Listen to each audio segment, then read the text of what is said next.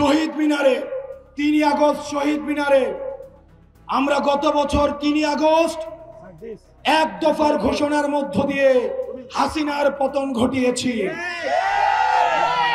এই বছর ৩ আগস্ট আবার আমরা নতুন বাংলাদেশের ইস্তিহার শহীদ মিনার থেকে পাঠ করব।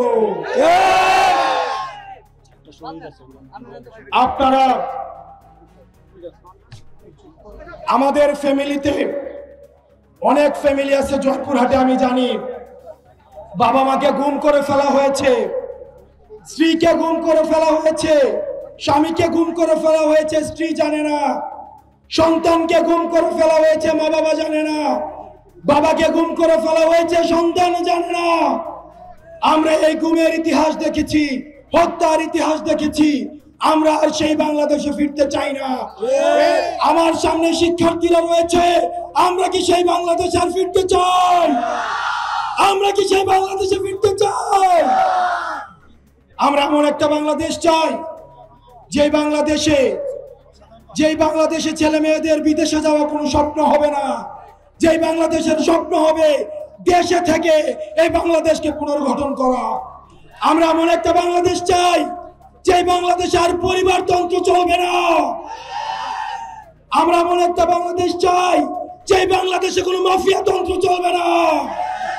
আমরা এমন একটা বাংলাদেশ চাই যে বাংলাদেশে আর কুলুনতন্ত্র চলবে না।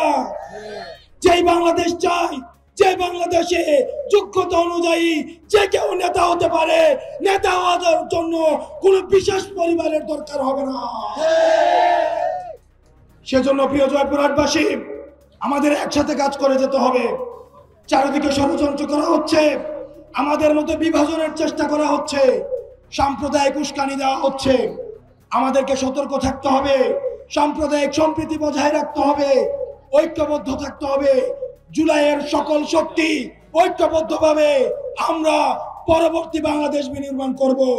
চলেন আমরা জুলাই আবার ফিরে যাই। জুলাইয়ের স্লোগান দিতে সবাই প্রস্তুত?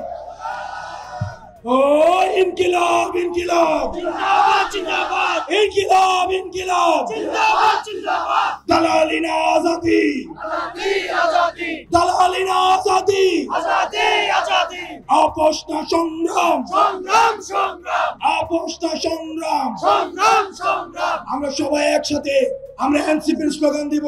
বাংলাদেশ একটা নতুন রাজনৈতিক দল হয়েছে, আপনারা সবাই জানেন। 24 পরবর্তীতে রাজনৈতিক দল হয়েছে, সবাই জানেন। 24-এর আমাদের আবেগকে ধারণ করে এমন কোন রাজনৈতিক দল আছে? ওই সেই দল। আরো জোরে হাতের তালি, মুখে বলি হাতের তালি, হাতের তালি, মুখে বলি।